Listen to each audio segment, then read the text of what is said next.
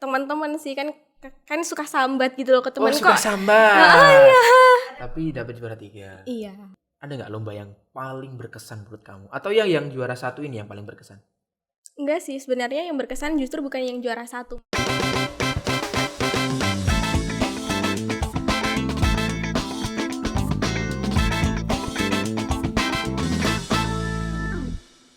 Kece Radio, your easy listening station. Balik lagi kita di segmen 3 Kece People bersama Rizka di sini. Nah, sebenarnya Rizka itu jurusan SMA-nya IPA atau IPS ya?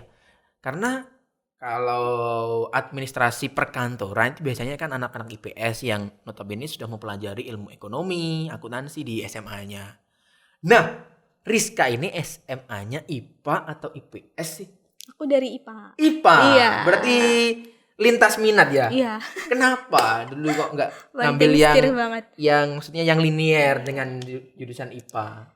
Dulu tuh udah dari SNM, SBM, abis itu kan udah ya tesnya ambil IPA semua, tapi kok nggak masuk, kayak ya udahlah kayak tinggal jalur mandiri apa nih kok IPA beberapa kali nggak lolos, kalau misalnya dilanjutin IPA malah makin itu lagi, ya udah ambil IPS aja nggak apa-apa. Berarti dulu waktu masuk perkuliahan sebenarnya bukan ini ya tujuan kamu, maksudnya jurusan yang kamu pilih bukan. Administrasi perkantoran. Bukan. Apa dulu waktu SNM sama SBM?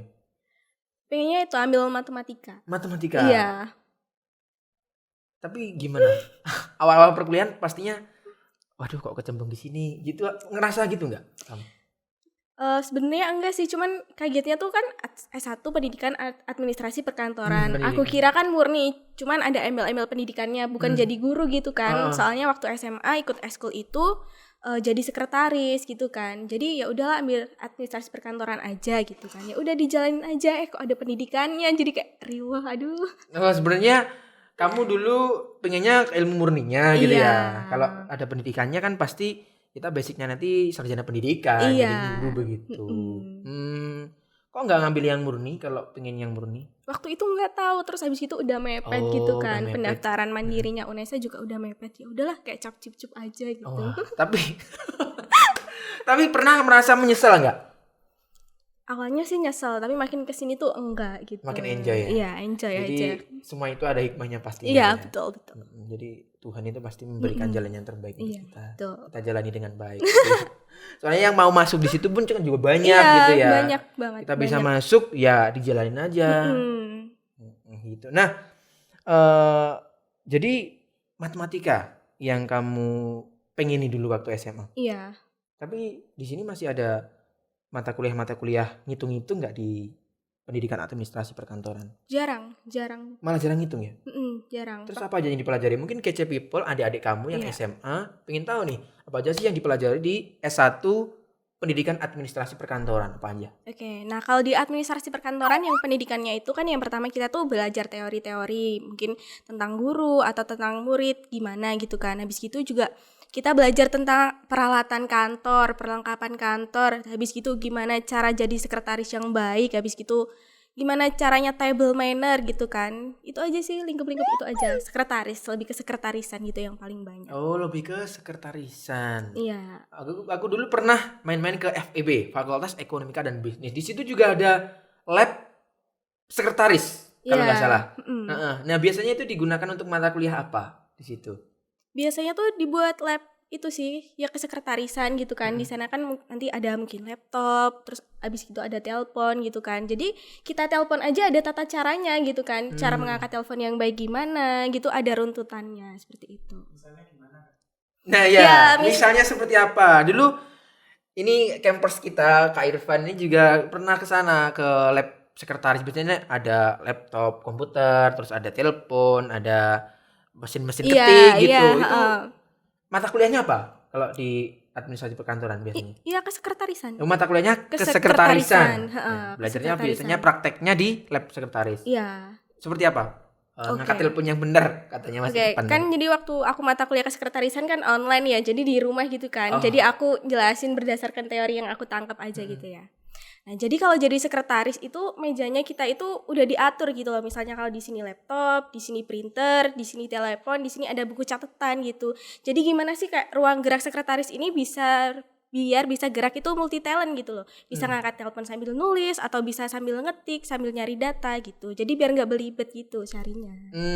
Gitu. Wih, ini teleponnya ya. Ini teleponnya, ini catatannya. Iya. Ya, ini laptopnya ini. Oke. Gimana? Terus ada telepon. Terus kamu lagi ngetik nih, lagi ngetik. Ya, misalnya ada telepon ya. Saya angkat telepon ya. Halo, dengan saya Rizka dari PT Sriwijaya. Ada yang bisa kami bantu? Oh iya Bu, saya mau bikin janji temu dengan Bapak Direktur pada tanggal 20 Desember 2022. Jadi kita sambil nulis gitu. Oh iya gitu. Terus habis gitu, oh iya Pak, untuk tanggal tersebut kami cross check dulu ya apakah Direktur ada meeting atau tidak. Nanti kami hubungi lagi seperti itu. Wah, keren ya. Tepuk tangan ke Cibol. Oke, besok kalau aku jadi direktur, kamu sekretarisnya ya. boleh. Oke Rizka, nah itu bisa membuka wawasan kece people ya kalau tertarik masuk di Prodi Pendidikan Administrasi Perkantoran. Nah Rizka, pesan-pesan kamu untuk kece people yang di rumah supaya bisa selalu berprestasi, produktif, dan yang pastinya ajak dong adik-adik kita yang bingung cari prodi bisa masuk di prodi kamu. Oke, buat teman-teman kece people ya. Kece people. Oke, kece people. Nah, yuk terus berprestasi di tengah kesibukan kita. Tetap tentuin dengan skala prioritas, cari passion kalian di mana, terus gali, jangan takut gagal karena apapun yang diperjuangkan di awal pasti hasilnya juga akan bagus. Untuk adik-adik SMA kita yang kebingungan cari jurusan, mungkin kamu bisa promo juga jurusan kamu. Oke, buat teman-teman nih yang suka kuliahnya nggak seberapa ribet, yang fleksibel, maksudnya yang linear dengan lingkup sehari-hari bisa masuk di Prodi S1 Pendidikan Administrasi Perkantoran. UNESA tentunya ya. Di UNESA. Jangan salah. S1 Pendidikan Administrasi Perkantoran. Jadi selain punya basic menjadi seorang sekretaris, juga punya basic menjadi seorang pendidik atau guru gitu. Bisa lanjut lagi di S2 ataupun bisa ngajar ataupun bisa jadi sekretaris juga. Oke Rizka, terima kasih untuk ngobrol paginya hari ini ya. Semoga kece people yang di rumah bisa termotivasi dan juga membuka wawasan tentang prestasi-prestasi dan juga jurusan kamu di Prodi Pendidikan Administrasi Perkantoran. Oke, terima kasih kece people. Jangan lupa untuk like, komen, dan subscribe video ini. Share ke teman-teman kita supaya banyak yang teredukasi juga di tayangan Bincang UNESA. Terima kasih. Kita pamit. Sampai jumpa. Kece Radio, your easy listening station. Dadah. Sebetulnya yang berkesan tuh bukan yang juara 1 malah yang juara 3. Loh, pemadaman. Iya. Tapi bisa saya nih, keren nih. Nyampe ke pemadaman. Kece Radio.